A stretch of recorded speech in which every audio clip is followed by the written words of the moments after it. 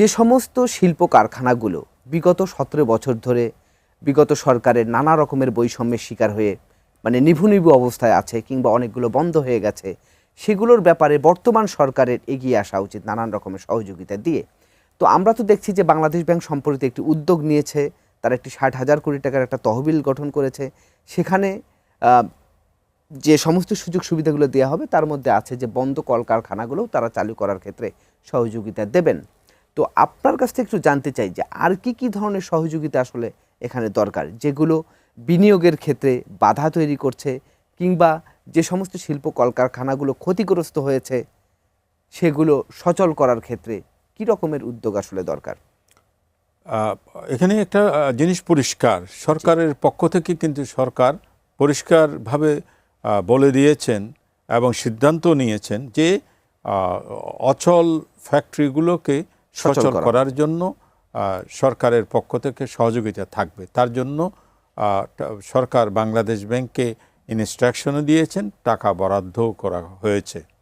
কিন্তু এখানে মৌলিক বিষয়টা হলো যে টাকা বরাদ্দ করলেও যেসব ফ্যাক্টরিগুলো, এখানে দুইটা ভাগ আছে কিন্তু। একটা হলো যে গত 17 বছর ধরে যেসব ফ্যাক্টরিগুলো শেখ হাসিনা সরকার তাদের রাজনৈতিক কারণে প্রতিহিংসার কারণে বন্ধ করে দিয়েছে, তাদেরকে ভিন্নভাবে দেখতে হবে এবং দেখা উচিত বলে আমি মনে করি। এক। দ্বিতীয় হলো যে যারা মানে প্রতিহিংসার শিকার না হয়ে বিভিন্ন কারণে বন্ধ হয়েছে সেগুলিকে সচল করলে আমাদের কর্মসংস্থান হবে। তাহলে দুইটা দিক, তাদেরকে আপনি করলেন, তাদেরকে সহযোগিতা করলেন। সহযোগিতা কি করলেন? আপনি একটা লেটেস্ট একটা সার্কুলার হয়েছে যে যারা টাকা দিয়ে দিতে পারবেন এককালীন, তাদের সুদ মওকুফ করা হবে। যে মানুষটি 100 কোটি টাকা ব্যাংক থেকে লোন নিয়েছে তার সুদে আসলে 200 কোটি টাকা হয়েছে মনে করেন।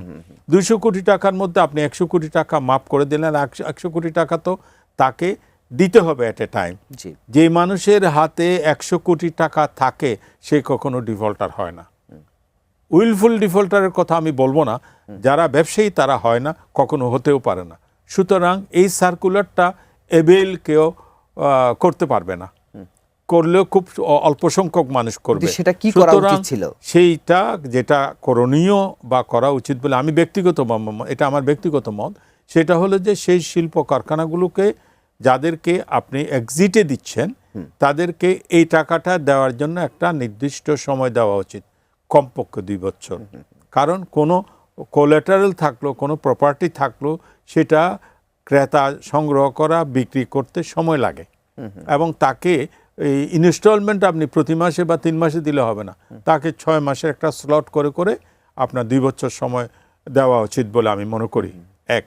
2 নম্বর হলো যে যেসব ফ্যাক্টরিগুলোকে আপনি সচল করবেন, চালু করবেন কর্মসংস্থানের জন্য, দেশের ভবিষ্যৎ অর্থনীতিকে সমৃদ্ধ করার জন্য, তাদেরকে আপনি